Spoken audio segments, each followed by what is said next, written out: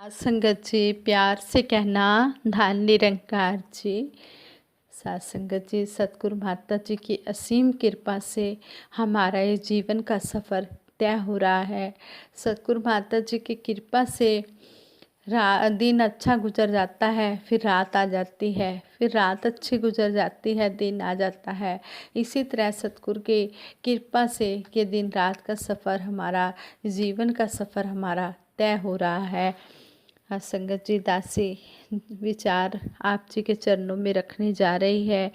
इन विचारों में हमें यही समझाया गया है कि गुरु दर पर की गई सेवा हमेशा सफल होती है, लेकिन वो हमारी निष्काम भाव से हो। हम कभी भी अगर कामना रख के सेवा ना करें, अगर हम कामना रख के सेवा करते हैं तो वो कामना, वो व्यापार ही होता है, वो सौदा ही बन जाता है।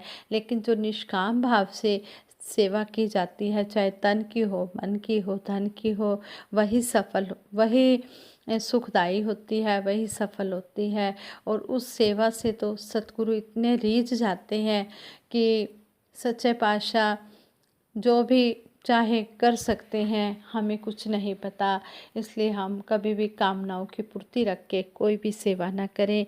गुरु दर पर की गई सेवा, अगर हम एक झाड़ू का तीला भी उठा देते हैं तो कहते हैं कि उसका भी सतगुरु कभी बकाया नहीं रखते। सतगुरु को तो सेवा बहुत ही महंगी पड़ती है, कई गुना करके लौटानी होती है।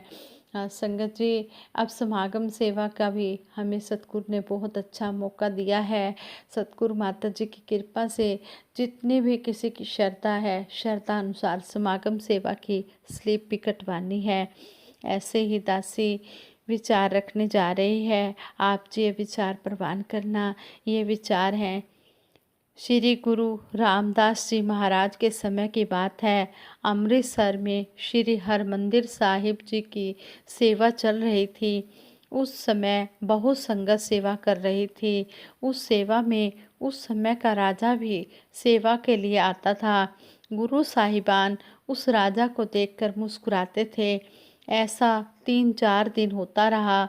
एक दिन राजा ने गुरु साहिबान से पूछा, हे सच्चे पातशाह, आप हर रोज़ मुझे देखकर मुस्कुराते क्यों हैं?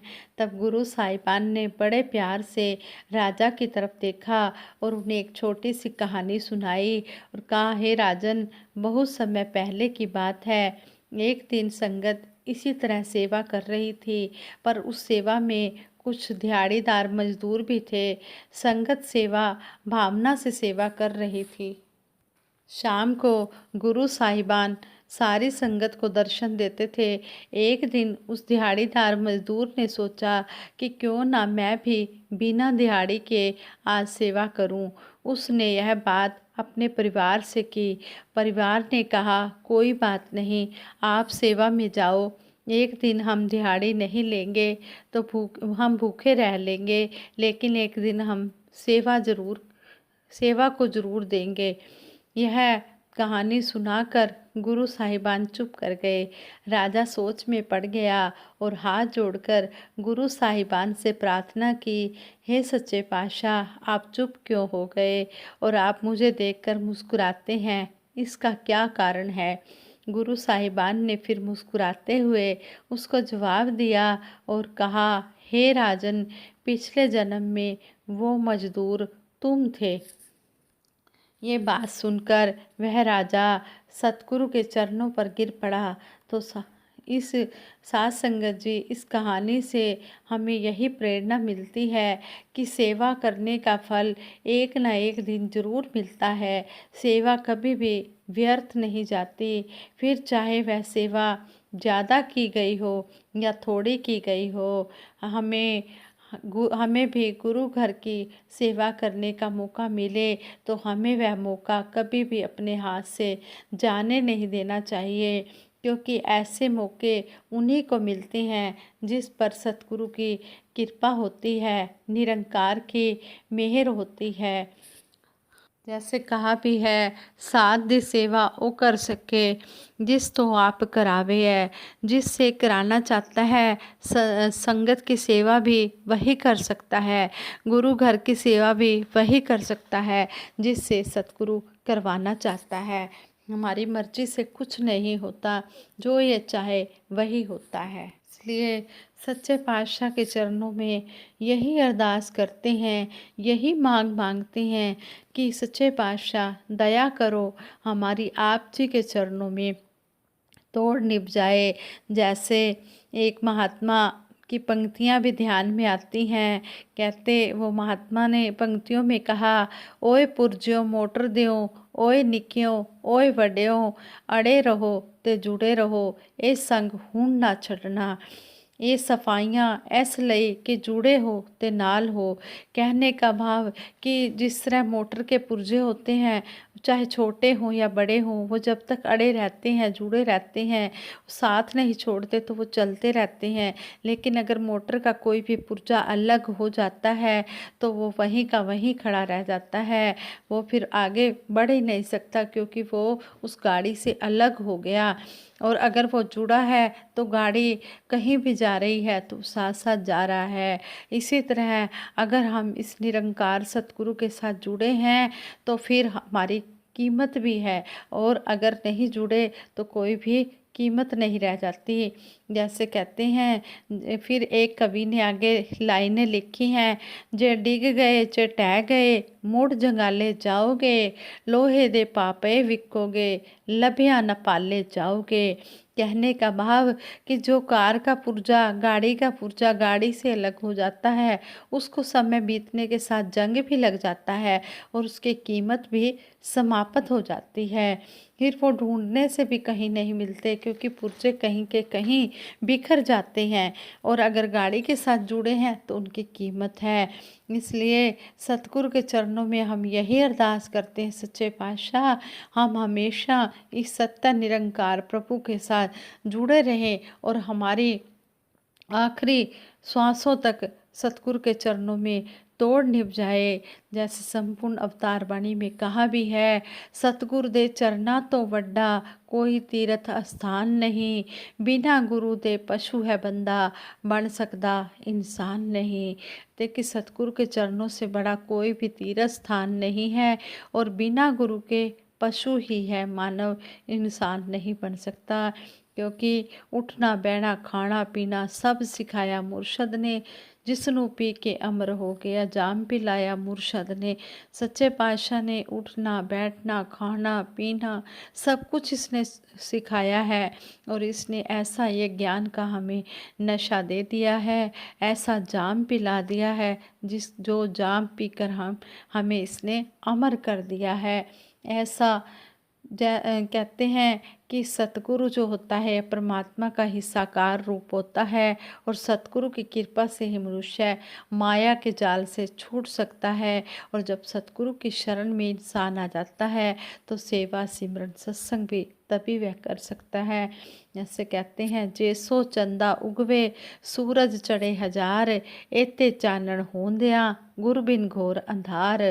कहते हैं कि चाहे 100 चांद चढ़े हों, हजारों सूरज चढ़े हुए हो, लेकिन अगर गुरु नहीं है, गुरु के बिना अंधकार ही अंधकार है। कोई चाहे जितने मर्जी चंदा उगे हुए हों, चढ़े हुए सूरज निकल रहे हों, चांद हो, लेकिन कोई फ़ायदा नहीं जब तक जीवन में गुरु नहीं आया। गुरु के बिना अंधकार ही अंधकार है। जब गुरु यह ज्ञान चक्षु दे देता है तो इंसान का जीवन सफल हो जाता है, और जब ये सतगुरु ब्रह्म ज्ञान देता है तो पहले दिन से ही महापुरुष बना देता है। सच्चे पातशाह ने हमें महापुरुष बनाया है तो हम महापुरुषों वाले कर्म भी करें। बोल तो बहुत बोल लिए, बोल बोलने से बात बनने वाली नहीं है। सतगुरु माता जी कहते हैं कि कर्म करने का समय आ गया है। पहले भी जितने भी गुरु पीर पैगंबर हुए हैं सब ने यही कहा है कि बोल बोलने से कोई कुछ नहीं बनेगा जब तक हम इस कर्म में नहीं चलेंगे। जो बात कही गई है उस पर हम अपने जीवन में लागू नहीं करेंगे तब तक कोई फ़ायदा नहीं है। और ये जो वचन कहे जा रहे हैं दासी अपने लिए ही कह रही है, अपने आप को जीवन में इन वचनों को ढालने के लिए कह रही है। जैसे कहते हैं कि अगर हमने ही चलना है इन वचनों पर। संपूर्ण अवतार बाणी में भी कहा है, होरा नुता मत्ता देवे अपना घर वसावे ना, ऐ बेतुके मूरख बंदे जन्म जन्म दुख पांदे ने, कहे अवतार ऐने आंगू नरकां दे विच जांदे ने।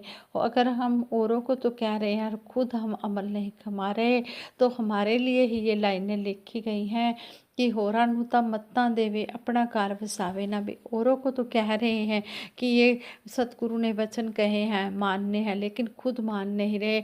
तो कहते हैं कि ऐ बेतुके मूर्ख बंदे जन्म जन्म दुख पाते ने।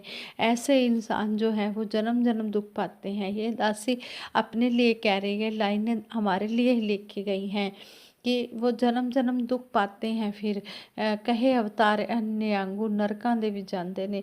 कितनी बड़ी बात कह दी है कि हमने सुनना भी अच्छा है, सुनाना भी अच्छा है, लेकिन सबसे अच्छा है कि हमने उसको अपने कर्म में लाना है, हमने अमल में लाना है, तभी बात बनेगी।